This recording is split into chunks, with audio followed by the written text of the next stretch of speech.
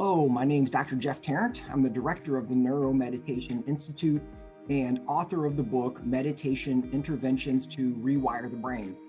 And I am super excited to announce that I will be teaching a 2-day workshop with Antonio de Ribeiro in Portugal for the first time ever this coming November.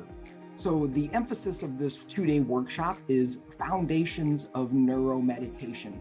So really it's about learning how different styles of meditation impact the brain and how we can use that information to help us personalize our meditation practice to get the most out of it.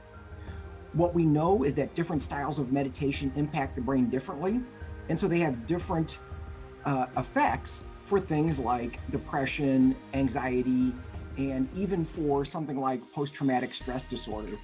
So in this workshop, you will be learning all of the basics of how this system works, of the background, the methodology. You'll learn about the different regions and networks in the brain, how they are impacted by meditation and also by other mental health concerns.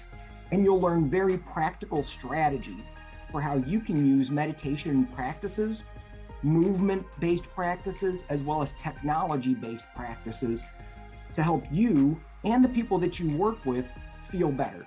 So I hope you will consider enrolling, and I would love to see you there.